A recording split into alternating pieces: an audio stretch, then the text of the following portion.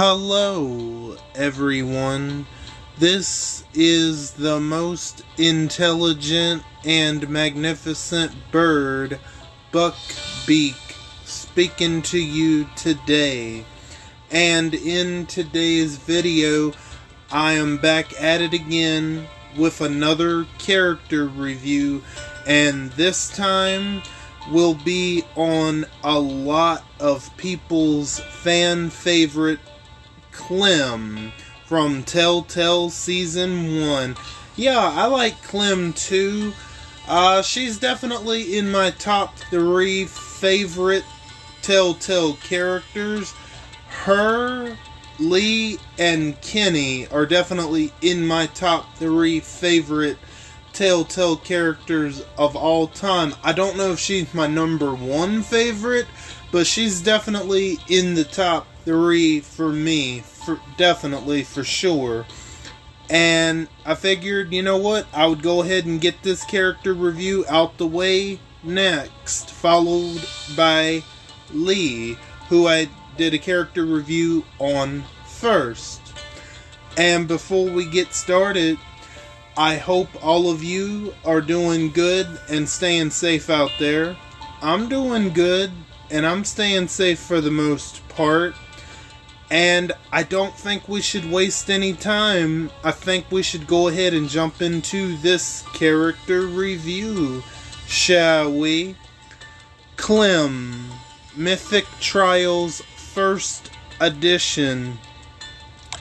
Her trait is fast. Her role is control, and obviously her allegiance is a member of Telltale Season 1. Her attack stat is 19,965. Her defense is 12,478. And her HP is 17,469. Alright, let's take a look at her adrenaline rush. No time left. I believe that's the name of the very last episode of Season 1, if I'm not mistaken. I believe it is. The recharge rate is 66 AP, so reasonably fast, pretty much the standard for most gold mythics at this point. Make 2 attacks of 200% damage, 400% total against 2 enemies each. Up to 2 enemies get stunned for 2 turns. This is a really good adrenaline rush. I think it's even better than Lee's adrenaline rush, obviously, but you know, Lee's adrenaline rush is not bad because you're doing the heal reduction, but I would say all parts of Clem's rush, all of it's good. You're doing damage, plus you're stunning 2 enemies for 2 turns. That's really good, man. That is really good. I really do like her adrenaline rush. I don't see any negatives about that adrenaline rush whatsoever. Alright, let's take a look at her signature move, In Harm's Way. I believe that's another name of one of the episodes in Season 1, if I'm not mistaken. The initial cooldown is turn 1, number of cooldowns 0 turns, number of uses unlimited. Attack an enemy for 100% damage. This character recovers from all penalties. Okay, the signature move isn't doing as much damage as the adrenaline rush, obviously, but the little bonus in that signature move, which I like, that's pretty good, is she can recover from all penalties. You know, of course, if she's somehow stunned before she can get that off, she won't be able to use it. that's the downside. If she's stunned, but just pretty much anything else, bleed, burn, infection, impair. Now, if she's to actually get, if she's to get dazed, then she won't be able to use it. Stun and daze are the only two ways that are going to prevent her from using this on the first turn or whatever, right? So, other than stun and daze, anything else that she might have on her, she can, immediately cleanse that, and that's, really awesome. Like I said, she's not doing a whole lot of damage, but that second part, being able to recover from all penalties, that's a nice little bonus on top. Now, let's take a look at Clem's Mythic Abilities. Precision. Enemy resistance are 40% lower against this character. I'm not really going to talk about precision all that much. I'm sure it does what it is supposed to do. I'm sure it's great if you know how to use it, which to be honest, I'm still kind of confused how that works, but I'm sure I've made it work without realizing it on certain control tunes. Alright, now let's go to Survivor's Precision. 50% critical damage multiplier. I would go ahead and probably think about leveling this one up, because I wonder, is there something in her leader skill with crit? I can't remember. We will get to the leader skill.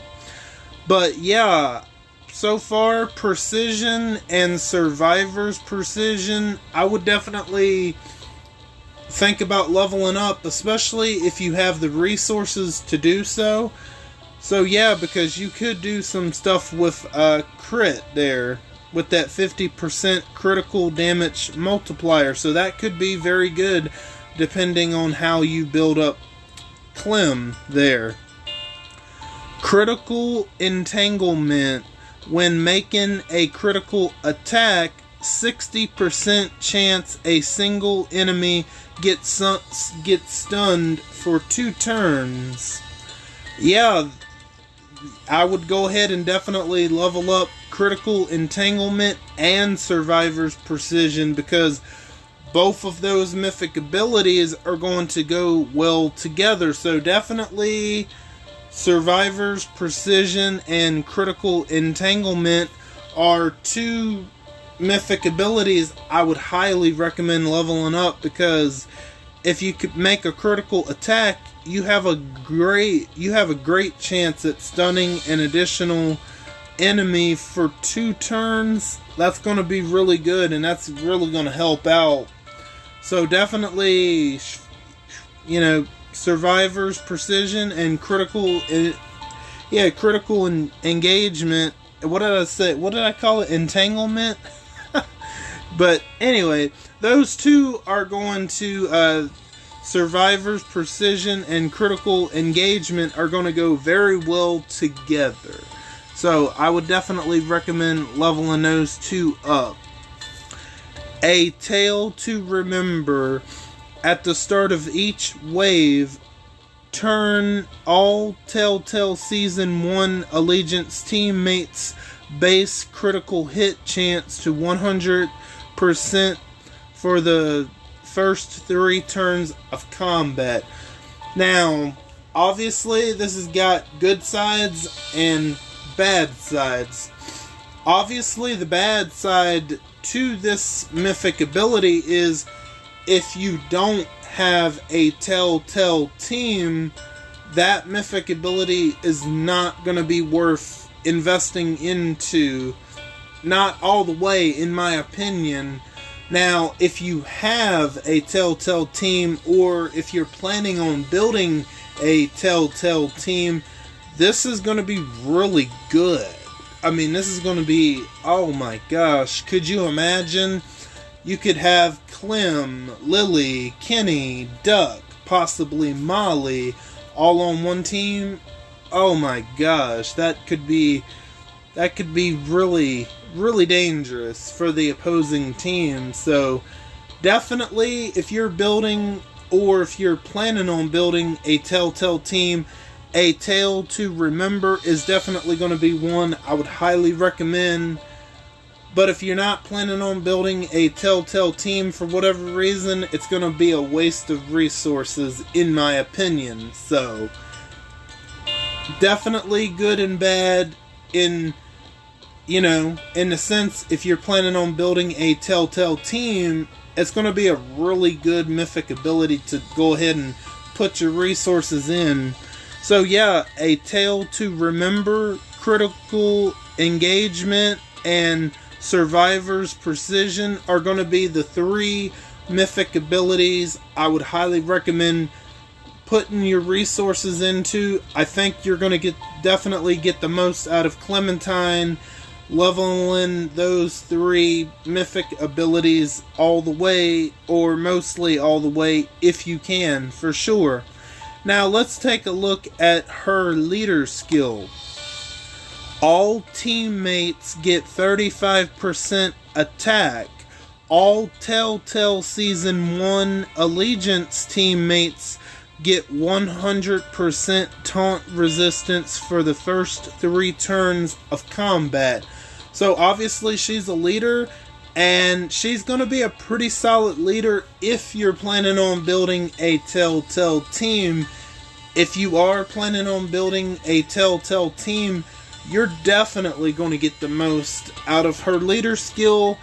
I mean, you possibly could maybe get away with making her, making her a leader in a non-Telltale team, but you're not going to get the most out of her.